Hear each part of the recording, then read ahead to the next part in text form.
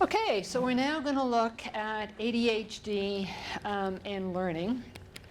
And we're going to start by looking at academic outcomes. And I'll remind you what I said earlier. Remember, a lot of this stuff comes from past research when we were not as good assessing, diagnosing, and treating ADHD, especially treating it long term. So a lot of these kids were actually not getting treatment properly followed. So a lot of these stats can be depressing. Doesn't necessarily mean that your child is going to end up, like one of these stats. So don't get overly depressed. Okay, so we know that ADHD is associated with poor academic outcomes, even when there is no coexisting learning disability. Okay, ADHD is not a learning disability. It's assessed differently, it's diagnosed differently, but it usually impacts learning. Okay, so when we look at a group of ADHD versus non-ADHD, we have a higher risk of lower academic achievement for those with ADHD, twofold risk of grade retention, two to fourfold risk of more C's and D's versus A's and B's. This one's important. Reading and math scores are 8 to 10% lower for those with ADHD. So ADHD significantly impacts those subjects. Others as well, but those are pretty core subjects that are needed.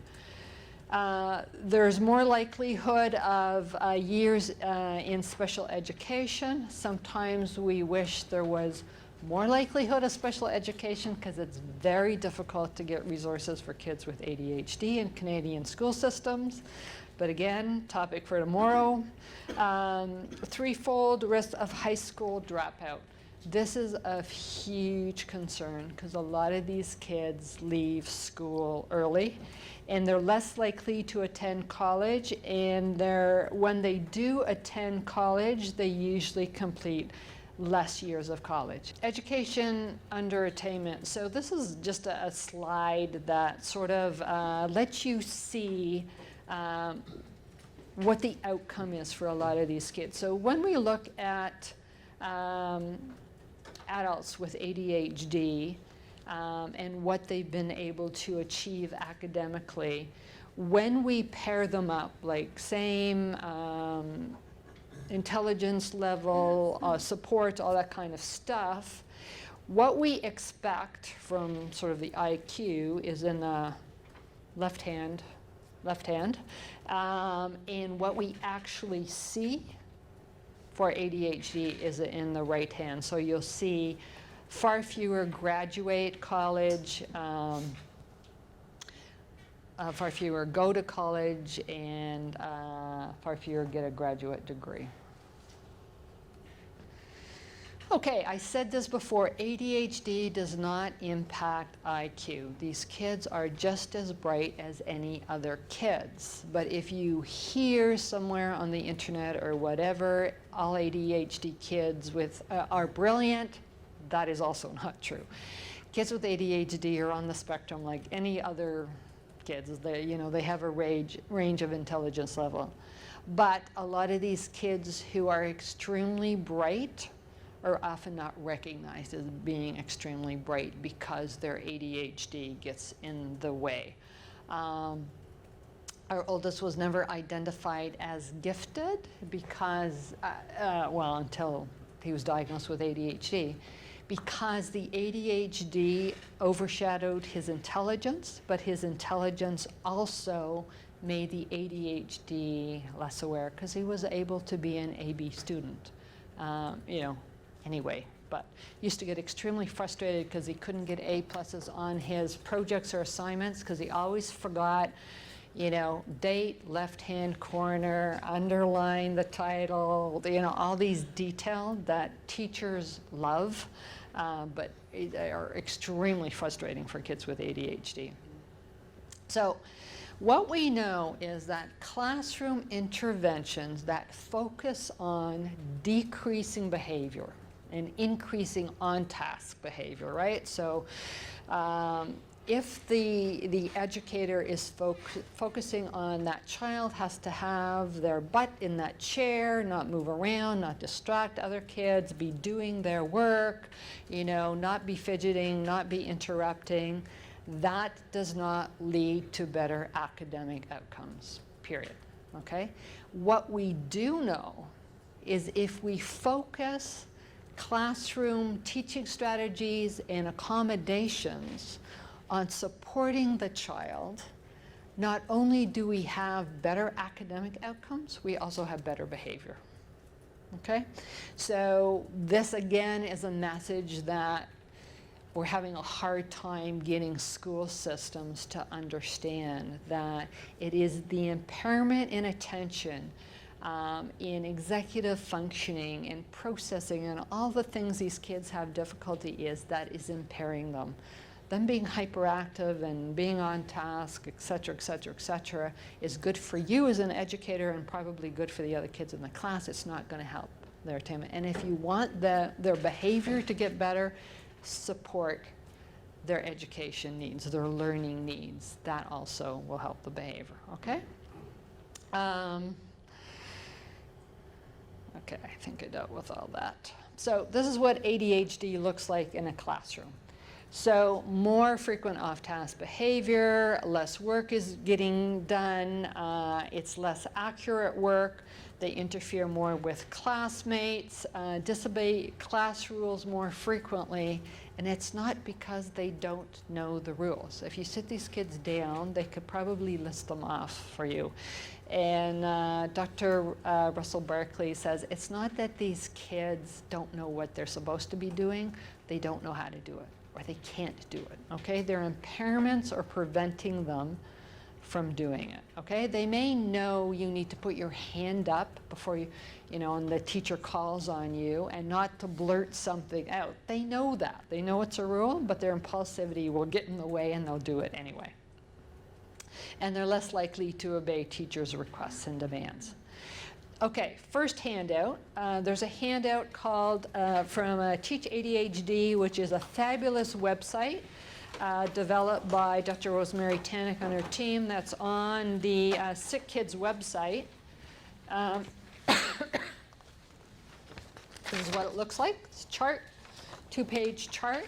I'm not going to go through the whole chart, but a really good chart, which in the left-hand column lists the different symptoms that the DSM looks at for ADHD, and in the right-hand column explains how this looks in a classroom. Okay? This was primarily developed for teachers, but also very helpful for parents. Okay?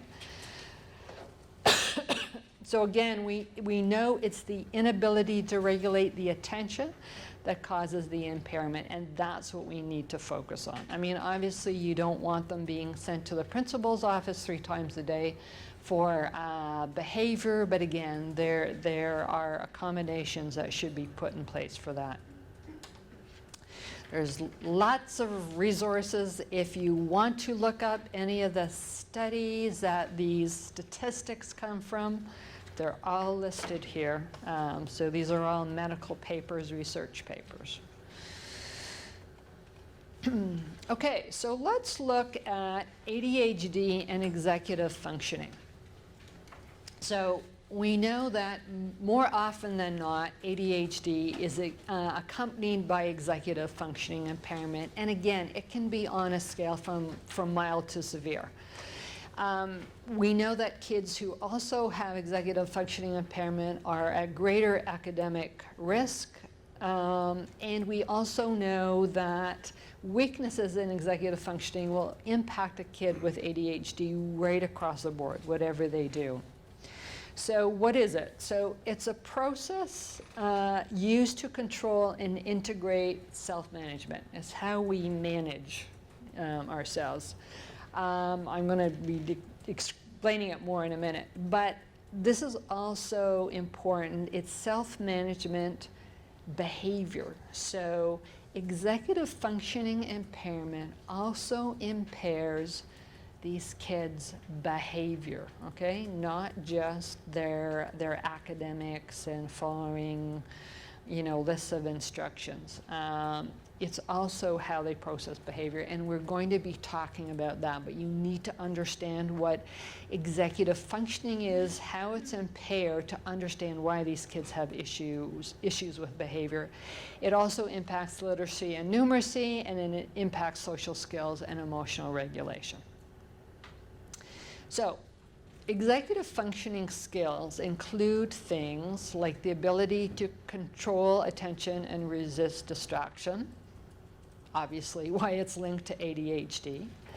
It helps to regulate emotions and self-evaluate. Again, reasons why these kids have difficulty with emotional regulation. It's organization, planning, problem solving, hindsight, foresight, and working memory. And we're going to be talking about all of those things in more detail.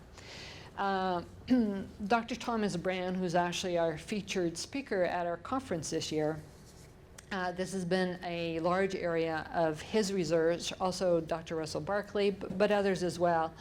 But Dr. Thomas Brand was the first one to explain executive functioning as the CEO, or conductor of the brain. Easy way to think about it. When you've got an orchestra without a conductor, they may have, musicians may have a lot of skills, may have put a lot of effort in practicing. If you don't have a conductor, they end up sounding like a grade 7 music class, right? So this part of the brain that deals with executive function, again, the frontal lobe of the brain, if that is impaired, there is nothing in the brain to help keep all the systems on time, integrated, working with each other. So it's much more difficult to do things like organize, plan, problem solve, all those kind of things. I mentioned before about it being a hidden learning disability. The reason I say that is that if you have a learning disability, say like dyscalculia, which is a learning disability in math computation, very often the child will do quite well in other subjects, but we will see in math there is a disparity, right? So they're very good at their other subjects, terrible in math, and that's when our alarm bells go off. Something is going on with this child, and then they get assessed and diagnosed for a learning disability, okay? If you have a disability in planning, organizing, social skills, hindsight, foresight, all these different things, it is going to impact you in all your subjects, but it is going to impact you greater the higher you go in the grades, because the higher kids go in grades, the more load we put on their executive functioning skills. Kids in grade 1 or 2, parents, teachers will organize them. They will have very short, brief work assignments, things they're supposed to be.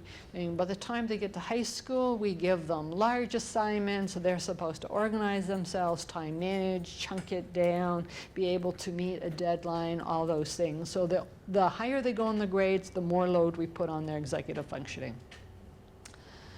So let's look at working memory, one of the most important parts of executive functioning. I mean, they're all important, but this one impacts everybody from every minute in their life. So working memory is where information is stored and manipulated for seconds or less than seconds. It's almost instantaneous. It's not short-term memory. That's where things are stored and we retrieve it. We do retrieve things for working memory, but we also manipulate them, okay? It's associated in success in literacy and numeracy. So kids who are impaired in working memory are going to have problems with literacy and numeracy. It impacts reading comprehension and written expression. So remember in that chart where we looked at other disorders that frequently come with ADHD, and we were looking at about 60% of these kids having issues with written expression. Reading comprehension, I'll go into in a minute. It also is used to control attention and resist distraction, and it helps us stay on task and remember those long-term end goals. Kids with ADHD live in the now, right? If you're trying to get them to work to a long-term goal, it's going to be difficult for them, right? They want to know, bottom line, what do I need to get done in the next hour? Don't talk to me about, getting good grades in high school and going on to university when I'm in grade 7. Not going to interest me. So they have great difficulty looking at long-term goals and realizing what they have to do to get there. So working memory is the ability to hold and juggle numerous things in your mind at the same time. So a good way of thinking about this, you obviously probably all work on computers or at some point of time have access computers. When you go into your documents, same as retrieving files in your mind, in your memory, so you will open various documents to get information. You may be cutting and pasting from one document to another, manipulating. You may have numerous documents open at the same time. Our brain works sort of the same, right? So in working memory, you may have a lot of files in your brain open at the same time, and you're manipulating information from those, again, almost instantaneously. So think about this. So a child comes to school Monday morning, and the teacher says, okay, I want you to write a paragraph about what you did on the weekend. For that child to write a paragraph, there are numerous files and things they have to open. Think about. Any suggestions about what kind of things they have to access in their brain to be able to write a paragraph? Yep. Spelling, paragraph structure, penmanship. Yeah, spelling, paragraph structure, penmanship. Have to remember too. Yeah, you need to remember. But sorry, yes. Remember to bring the pen and the paper. Well, yeah, that's a good one. You have to remember to bring the paper, but actually the process of writing gets really, there are so many files that you have to have open in your brain. This is one of the most complex things we do as human beings. So you've got vocabulary, right? But it gets really basic to letters. You have to have the file open as to how do you form a C, how do you form a B, right? Spaces between words, yes, spelling, but then putting those words in sentences into paragraphs. You actually even have to, you obviously have to think about what you're going to say, right? But even things like, does the line on this letter go below the line, or the stick on this letter go below the line or above the line? Like really basic things. Also the reason these kids have difficulty in cursive writing. So working memory, opening and manipulating these files, there's a delay for kids with ADHD. It takes, or kids with executive functioning impairment, it takes longer for them to do it. It's more awkward. It's just more difficult for them to do. Often maybe why it takes them longer to process things, thing. The also thing is its working memory is used to moderate self-regulation and behavior.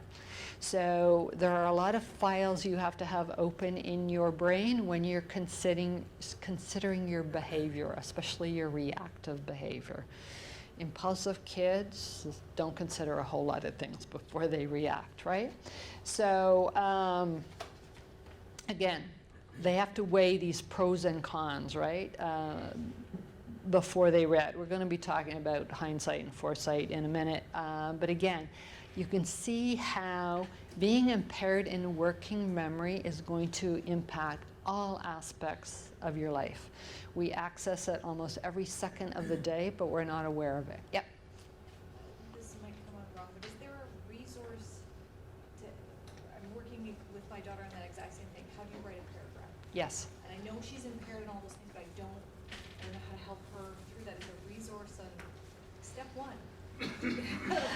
How do I, Yeah. because the teacher doesn't understand, right? She's just teaching her how to write a paragraph, but. Yes, exactly. We gotta tackle a whole bunch of stuff before we can get there. It's difficult. The question was, you know, how do I help my daughter with the skills and how to know how to write a paragraph? So there are ways to help and practice a child with executive functioning impairments. So the things that the teacher is teaching them on how to write a paragraph and sentence structure and all that, yes, will impact it, but if they are actually impaired in working memory, it's always going to be more difficult for them. Obviously, the more you can set up simple steps in practice, that's a big thing with executive functioning. Practice will make it better. It will never make it go away, but it will make it better. And we're going to be talking about some ways to help with executive functioning later. But I remember for my youngest, when he was going through his university degree, written expression was extremely difficult for him. And even though he got some accommodations, he still had to write some essays. These were on topics I could not help him with, right?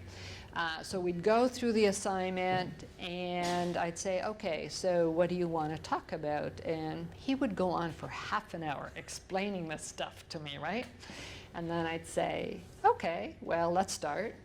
Write that down. And he'd sit there and go, I just didn't have a clue on how to start this. And I mean, we went through the whole process of, you know, introductory paragraph and then breaking it down to various points and, you know, backing up those points, all that. He knew all that. He could not formulate what he had just told me verbally into writing. So we had this interesting process where I'd say to him, okay, you know, you were saying this to me before. Can you tell me a little bit about that? So we'd talk about it, and I'd say, okay, it sounds like what you're trying to say is this. How about you start with this sentence? And he'd go type, type, type, type, type. And then I'd go, okay, then you made this point. And he'd go, oh yeah, and he'd type, type. And then I'd get this wave where it was like, I got it, Mom, I'm on a roll, shut up, right? And then he'd go type, type, type, type, type, type, you know. And then he also had, I can't think of it now, processing problem with speech.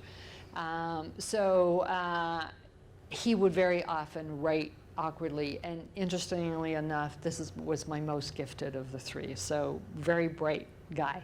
But again, being able to write business reports, no problem, because that was very concrete for him. Essay writing, all my boys used to call essay writing, excuse the term, but bullshitting, because they said, how many times do you have to say the same thing over and over again, right? They would find it extremely frustrating. But for him, it was almost impossible.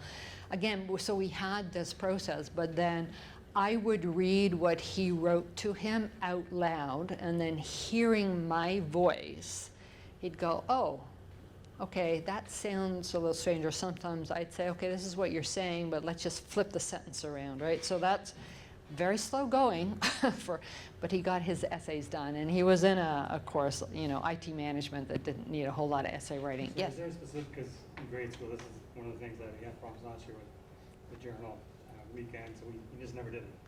What's the accommodation for that?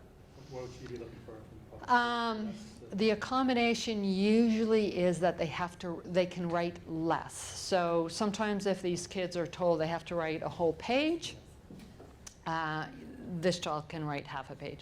A lot of times when we're looking at homework for these kids, the question you should always ask the teacher is, what skill are you trying to get the child to practice, okay? By assigning 20 math questions or a 2-page essay, you know, what are the skills? So, can they do it by doing 5 questions, you know, and show that they have mastered the skill? Because it's going to take these kids 3 times longer, if not longer. So basically saying, okay, we understand they need to write. Also getting them to do it on the computer. What's and speech? Sorry, What- speech to write is, yeah, that's often works well for these kids, like Dragon Naturally Speaking, that kind of thing, that can help. Sometimes the kids get quite frustrated with it.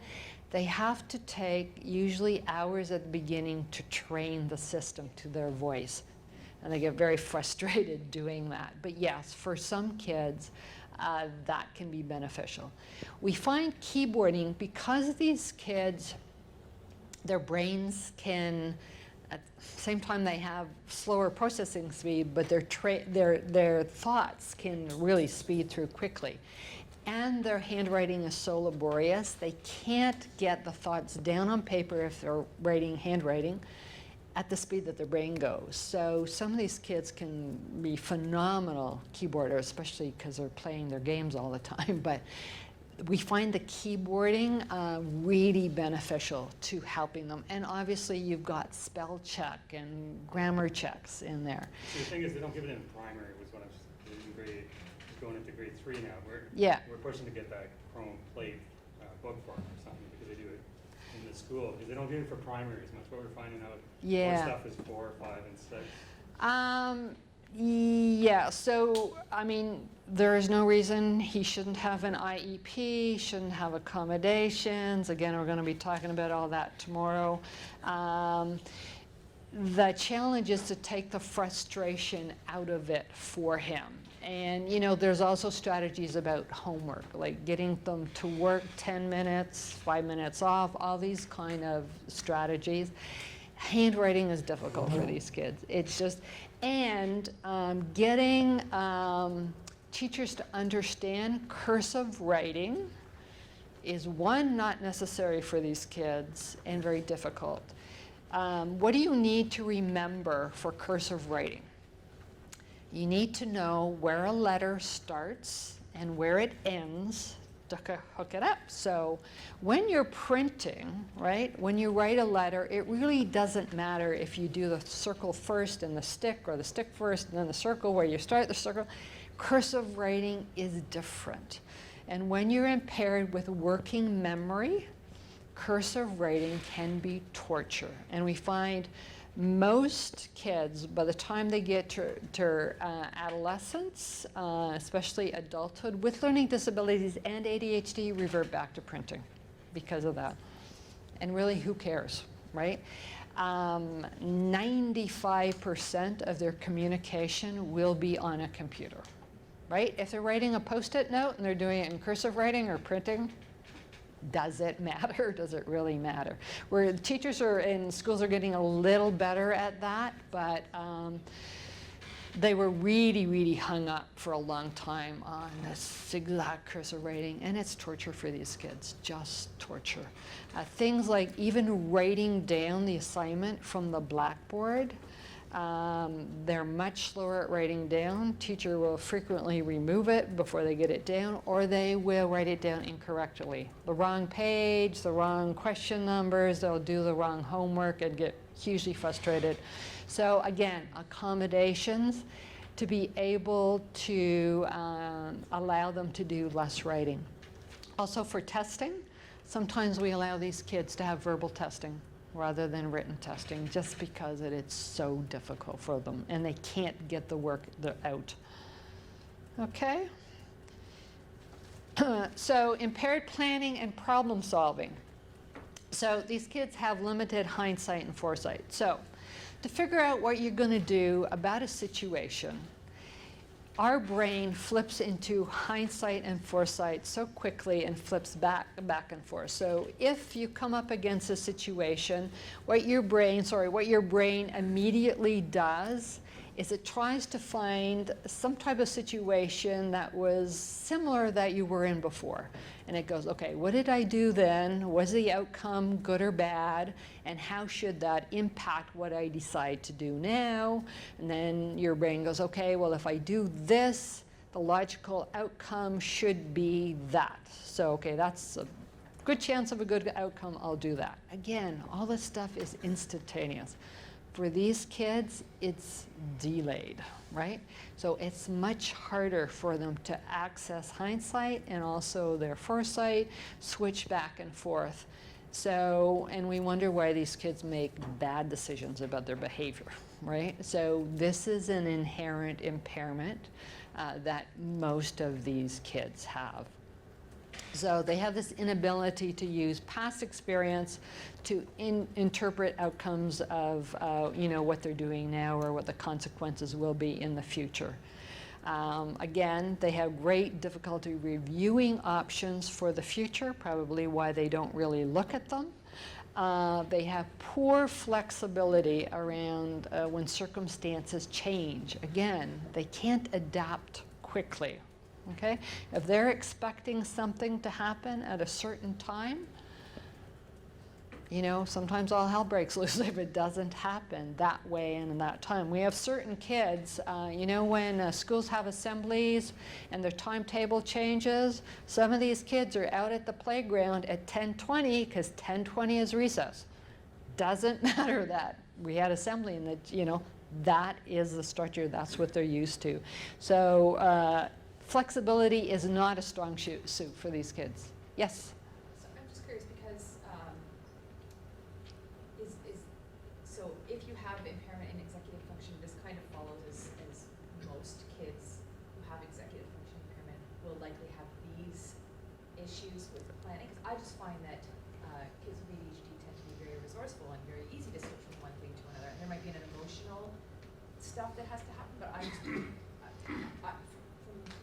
I wonder if it's for all executive function. When we're talking about switching from things, we're talking so in school, when they're doing math for half an hour, teacher has taught something, they're working on their assignment, it will take them longer to get into their assignment, they're working on their assignment, we tell them, now close your books and we're going to do English. It takes them a while to cognitively shift. Stop what they're doing, start something else. If their attention is hugely common for kids with especially if they are engaged. If their attention is not engaged and they're just flipping all over the place, then it really doesn't matter. Try to get your kid off of playing their computer game when their attention is hugely engaged. Okay? Very difficult to do, and very often we end up with meltdowns, right? Again, it depends on if they're actually engaged and if they're it also depends on if they're looking forward to the thing that they're expecting to happen, right? Sometimes if they're dreading something and it doesn't happen, okay, they're not going to be hugely upset about that, right? But other kids are more able to take in stride when there's a shift in scheduling, a shift from expectations, and it has to do with, you're right, emotional regulation as well. Okay. So problem solving, issues with problem solving also translates into difficulty with following rules and instructions and comprehending what they read. So poor organizational abilities. These kids can be huge, and adults. I keep saying kids, but a lot of these symptoms go right into adulthood. quite impaired with time management and the sense of time. How long it's going to take them to do something. Frequently underestimate and or overestimate. So if it's something they don't like doing, 2 minutes is going to seem like hours to them, like torture to them, right? Or they will say, oh, no, I can get that book report done the night before. And frequently, if they're bright kids, they can, or even when they pull all-nighters. Do you know what it's like when you've got a deadline and your adrenaline is revved and you can all of a sudden pay attention better because you know it's a do-or-die situation, right? These kids learn very quickly, not consciously, but if they leave things to the last minute and it's a do-or-die situation, they can pay attention better. The difficulty is, if your anxiety is that revved all the time, it may explain why a lot of these kids end up with anxiety disorders, right? They're constantly revving their anxiety levels for their attention to be more on, right? And eventually it catches up with them. I mean, when you get to later years of high school, and especially post-secondary, if you're used to procrastinating, things will eventually pile up on you. And that is the biggest reason these kids fail in post-secondary. Has nothing to do with them not being able to learn the material.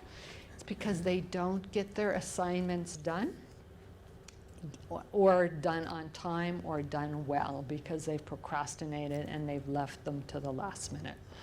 I mean, generally when I'm talking to a university student who, you know, is calling me because they haven't put accommodations in place, their assignment's late, and I'll say, okay, let me guess. And I give them their profile, and there's like dead silence on the other end, and they said, how did you know? I said, because you're a classic case of, you know, ADHD and untreated ADHD, unsupported ADHD in post-secondary. And you know what? They will go from course to course. They'll sit out a year. They'll go back. If they don't put the treatment and the support in place, they will fail over and over again. They'll go from university, they'll downgrade to college, they'll go, you know, they'll try this course, that course, until eventually they get through something, or they just go into the workplace. Okay, so this time management, a huge issue for kids with ADHD. And they're frequently overwhelmed with large assignments because they don't know how to chunk it and break it down into smaller pieces. And again, why the issues become more of an issue the higher they go in the grades, right?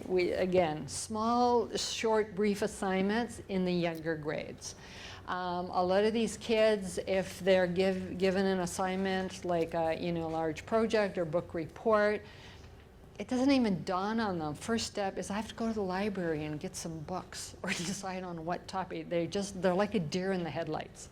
They just see the entire huge assignment staring at them, and they can't chunk it. And this is one of the accommodations that's really, really important for these kids, is getting the educators to help them chunk their work and time manage their work. Because they can do it. They can learn it and produce the material. They just can't get it done by themselves.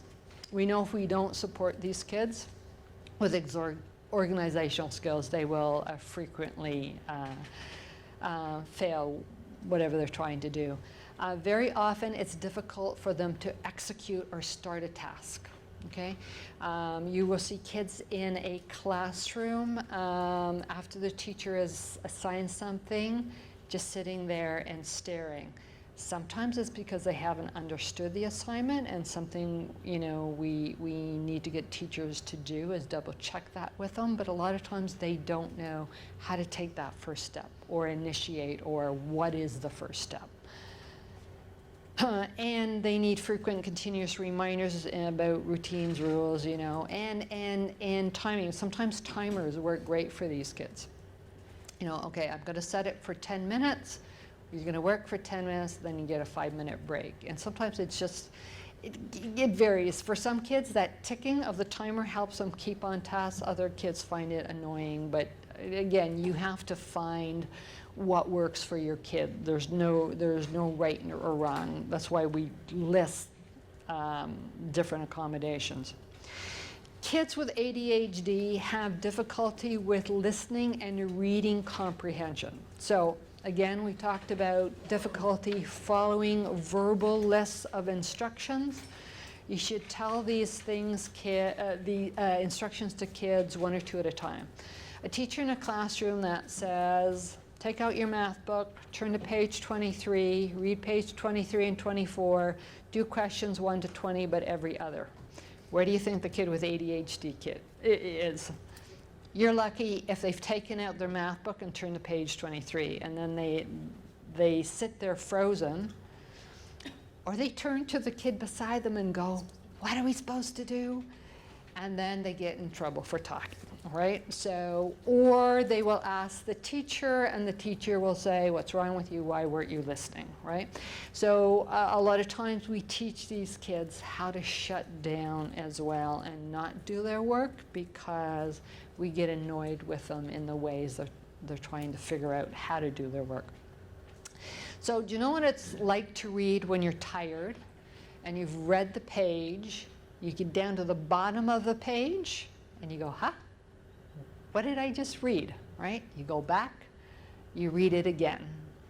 With these, for some kids with ADHD, this is a continuous problem. They have to read and reread and reread before they can comprehend. We think it has to do with the attention going in and out, but probably some issues with working memory, processing, the whole kind of thing. There are tricks, reviewing what the questions they're going to have to answer after they've read it, before they go into reading it, so kind of cues them what they're looking for. Sometimes using a ruler to follow along so they only see that one line and moving it down. There's various things, but that's why a lot of these kids struggle in the higher grades, especially in university when they've got a lot of reading to do, and sometimes going into subjects where you know they're going to have hours and hours of reading, it's going to be 10 times worse for these kids. Yes, question? It's from my experience, without knowing it, I did something. He was diagnosed in grade 3, now he's in grade 6, and way earlier we started to read when he was a little baby, etc. Yes. From toddler. And he's a late rider. But what happened is this last year I was surprised he had an IEP. They said that he excelled his class in reading comprehension. I think the fact that each night, that's orthodox. Yeah. Each night I read, sometimes I left the pages to read to him, and he would do, oh, I lost 2 paragraphs. We go back, read them And go, again, yes. together, exactly like that. Yeah. And sometimes when he was younger, he used to follow, etc. But apparently, this reading out loud, Yeah. looking at together all the time, helped him. Yeah, Right. reading out loud and practicing reading will help, definitely. But if these kids are impaired, there's always, out of my 3 boys, and both my husband and I are big readers. My 2 oldest sons, both big readers. The youngest one, remember, who is the most gifted one, has great difficulty and does not read. He will read manuals and gaming magazines and all that kind of stuff. That is very pointed. But actually fictional reading, he finds very, very difficult to follow along on. So, and we've always, read to them and read. So again, different kids will have different difficulty. And remember, kids with ADHD sometimes are delayed in learning, but they will catch up and excel. Yeah, one more question. Sort of along this topic, I've been doing with my daughter these audiobooks, which she seems to enjoy. So, at what point do you say, well, there are obviously the reading is a hard thing for her for whatever reason. At what point do you say, well, let's do the audiobooks because that's about it for her versus, well, let's just plug along with the reading and you'll get better, and trying to, recover some of those skills. Yeah. How old is she? She's almost She's, 9? She's in grade 4. oh, okay. Almost. So the question was, when do you switch to audiobooks? I'd say 9 would probably be a little too young, but the other question would be, has she had psychoeducational testing? Yeah, to see, okay, whether there is any other impairment in reading, because very often there's learning disabilities in reading, or other issues that reading may be impaired above what it normally is for ADHD. And then, yeah, if you've got all kinds of things going on that may be impairing her reading, then I yeah. guess my question is, and it doesn't necessarily apply to only reading, but at what point do you sort of wholeheartedly go with the accommodation versus like abandoning trying to improve your skills? Right, okay. The question was, when do you flip over to the accommodations and abandon trying to improve the skills? The question, the answer to that is you never stop trying to improve the skill. So even if you're putting accommodations in place, once they have mastered what you're trying to get them to do, you move the bar a little bit, right? So if the child has been getting the accommodation where they've been doing 5 math questions, and you've noticed they're getting much better at that, you know, much able to do it, then you'll have a chat with the teacher and say, okay, let's move it till 10, right? Or so while the accommodation is put in place to assist them with certain things that they're really struggling, it doesn't mean you're not constantly going to be working on trying to better executive functioning skills, practice executive functioning skills, work with tutors, We're going to be talking a little bit more about that, but you always have to, it's also always a juggle and balance of the two. We put in accommodations to make these kids successful, okay? If a kid is constantly failing at something without accommodation, they're basically going to stop trying at one point. The accommodations are there to assist them with their learning, but often it's more there to assist them with their productivity, right? Or what our expectations are of them to meet that goal, to get that grade when we're talking at school. Home accommodations are a little different per se, but again, it's the same process. You put things at home in place at home, and then you keep moving the bar, you know, to make it a little more difficult so they keep improving. Yes? So from my understanding, accommodations for the little ones, for the kids, it's I think quite a bit different, but for adolescents it's quite a bit different. But for the little ones, are the accommodations there for the grading purposes? Because I know the grading's so much different. Or, you know, I've noticed about the learning skills that they're being marked on or assessed on. Like, Yeah. are there accommodations for the learning skills, which are probably more important for younger kids?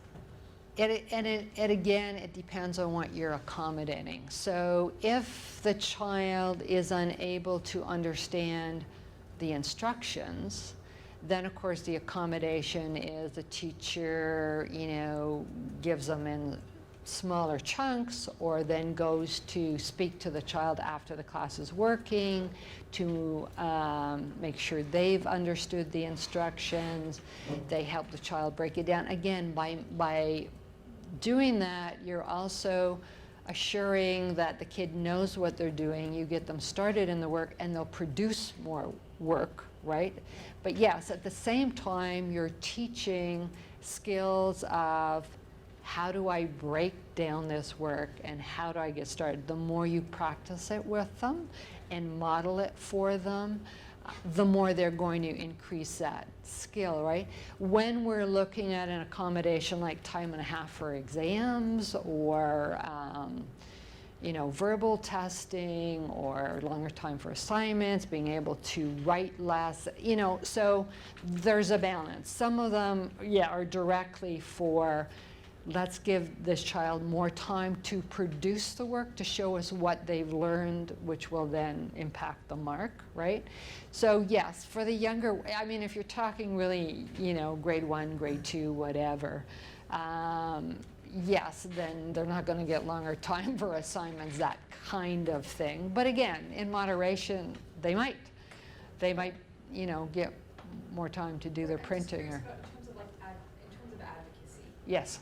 Like, we go in and we advocate for our kids, we want them to have time and a half so they have the same fairness of getting a grade as another kid. Yep. But when they're younger and we're still trying to teach them self-regulation and organization, those things that they're all graded on for learning skills, is there any advocacy to put in accommodations Oh, to yeah. help them learn those specific skills rather than math? There should be. Yes, there should be. And when we talk about accommodations and we look at IEPs and stuff tomorrow, yes, there definitely should be accommodations in their IEP about helping with self-regulation and them not being punished for their impairments in self-regulation. I'm just Right, so trying to yes. get all the advocacy going for that though. I mean, because I feel like every time I see an IEP, it's all like, give them extra time. Well, how's that gonna help them help regulate their time? Yeah. I understand that it takes longer. Well, when our policy paper comes out in October, you'll learn about how the advocacy is going, but obviously it's still a huge struggle.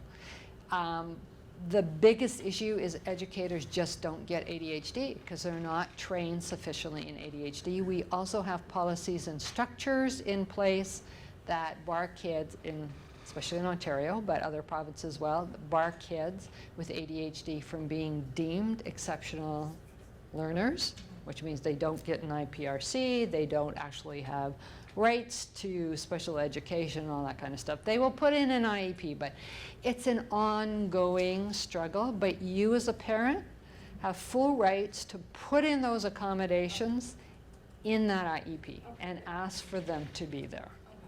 Okay. Right? So And you can advocate for them to put. oh them yes. like, okay. Well, you actually, when they send you the IEP in October, you write it on there. And you initial it, sign it, whatever, and you say, I want this included. You may get pushback, but I mean, that's your Okay, role so as they an don't advocate. have to do it because it's not in the policy to do it. The schools don't have to do anything, all. literally. Well, okay. If your child is not, I won't go into this all now because it's really a 2-hour lecture tomorrow about IPRCs and all that kind of stuff. But literally, for ADHD, no, they don't have to do anything. So, but there's a process and strategies and all that kind of stuff. Okay. Because it's not diagnosed as a learning disorder, Um, right? Disability, right? That's the reason. Well, no, it's because the Ministry of Education in Ontario has 5 categories and they have excluded ADHD out of all of those categories, right? So it is not included in one of the categories as it should be, and again, that's something we're advocating for and have been for the last 20 years, by the way. So, okay, so let's move on. All right, so these kids, these are some common cognitive impairments these kids have. So, okay, missed signals, slower reaction time to things, reduced sensitivity to errors. Do not ask these kids to go through and edit their own work. Very difficult for them. They have difficulty becoming motivated and sustaining motivation. It's just a part of ADHD.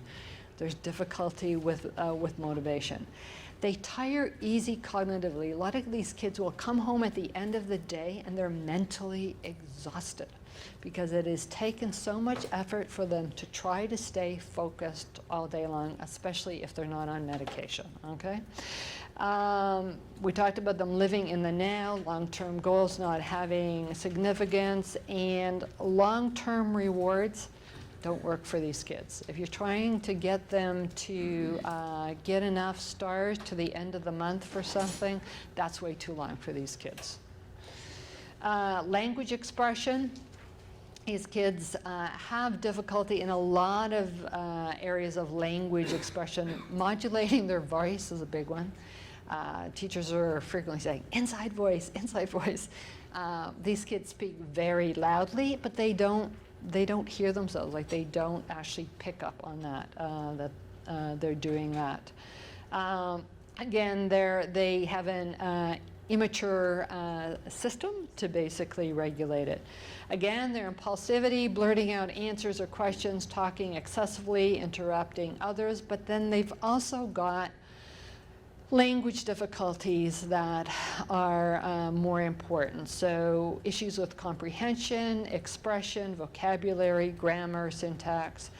And this is going to impact them at school and how they're able to communicate their ideas, interact socially, but also how they're going to be able to communicate to people what they've learned, right? So oftentimes these language difficulties will make people assume they're not as bright as they are. My youngest, who went through the gifted program, used to get teased by the other kids in the class because a lot of these kids were very verbally gifted, right? So they could talk, blue streak, or, discuss things, whatever. He had some issues with language expression, also because he has CAP disorder, which is the term I couldn't think of before, central auditory processing, right? So his speech is more awkward. So he's very conscious of that, so he won't speak a lot, especially if he's not in a comfortable environment. So these kids would tease him and say he's not gifted and he shouldn't be in the gifted program because he wasn't verbally gifted. We talked about difficulties with cognitive shifting before. These kids can become very frustrated and reactionary when we ask them to switch their focus. So especially if a child is over-focused in something. If you ask them to stop focusing on that and switch their focus, it's almost painful for some of these kids. Even if you've got a kid doing, a kid's gone to their mom, said, "When's dinner? I'm starving." She said, 10 minutes. The kid turns on the TV, starts watching TV, and mom says, "Okay, dinner's ready." And the kid has a meltdown, and mom's standing there going, "You just said you were starving. What's the problem?" For them to switch off their focus on something that is very stimulating with TV. So if kids with ADHD are over-focused on stimulating things, which are things like computers, TV, texting, all that kind of stuff, it's the immediate feedback on stuff, it's very difficult for them to break their focus, okay? So difficulty with cognitive shifting. And what do we ask these kids to do all day long at school? All day long. School is one of the worst settings for these kids. It's like, okay, we're now going to do this. You have to focus on this, do this work for the short period of time. Now stop focusing on that. Now we're going to do this, and you're going to focus on this, right? Really difficult for these kids. And then they go out for recess or lunch, right? And they have a much freer environment, right? And then we bring them back in and say, okay, now you have to sit still, don't move around, stop running around, sit there, and now you're going to focus again. It's not a great environment for these kids. Internalized speech, something these kids are also delayed on. When you watch very young kids playing, like 2, 3-year-olds, sometimes 4-year-olds, they talk to themselves. They direct themselves. This is what is called self-speech. They will frequently talk to their dolls or their other things as well and direct things. When you have young kids playing side by side, they will frequently still talk to themselves, sometimes to the other child, but a lot of times it's individual play and they play side by side. Internalized speech, usually by the time a child hits school, that speaking to themselves out loud internalizes, right? Usually by the time kids start school, they're not talking to themselves anymore. This will be hugely delayed in kids, not all kids, but some kids with ADHD. So you'll find older kids at school still self-directing themselves out loud. And we have to be careful as parents and teachers we don't shut that down, because this is one of the ways they do self-regulation. My husband, who's very successful computer consultant, will still do this. He will, and if I ask him a question, he will start talking, and I'm standing there going, I don't think he wants me to respond to this. I can't interrupt him. So, but he is self-directing and talking through the problem instead of in his head, out loud as well. So, some more cognitive deficits, processing speed. So processing speed is defined as a rate of incoming and outgoing information that can be processed, okay? Again, kids with ADHD frequently slower or have variable processing speeds. This can impact the time it takes to process information, retrieve information, answer questions, copy things from the board, complete work. And students with ADHD may not be able to keep up with those things. So they have to be given those few extra minutes to copy from the board, all that kind of stuff. Another question? You're just kind of blocking, yeah. Okay.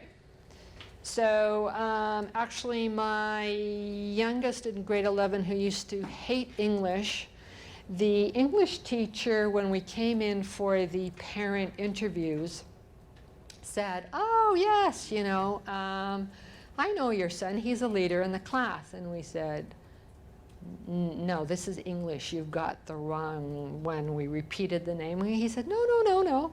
And he said, I'll tell you the trick with your son. He said, we've noticed that it takes him that extra 30 seconds. And he said, if we give John that extra 30 seconds to formulate his thoughts, he comes out with the most profound stuff. But he felt comfortable in that class sharing it and knowing that, and he said we just sit there and wait that extra 30 seconds, and he said it's really worth it, but he said he has become a leader in the class. Very, very insightful teacher, you know, who realized that in him, and no other teacher, all the other teachers used to just complain that he didn't interact, you know, with the class. Again, very bright child, but had those issues with processing speed. Okay, so there's another document called How Executive Functioning Weaknesses May Manifest in the Classroom. Looks like this. It is, again, a document from Rosemary Tannick. And it's a list of how executive functioning weaknesses present in the classroom, okay?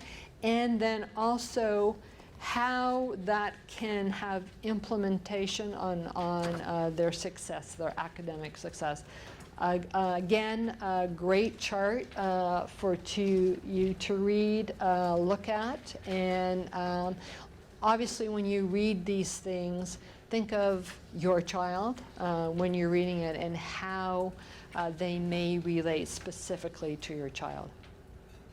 Again, a lot of references, and that's it for that presentation.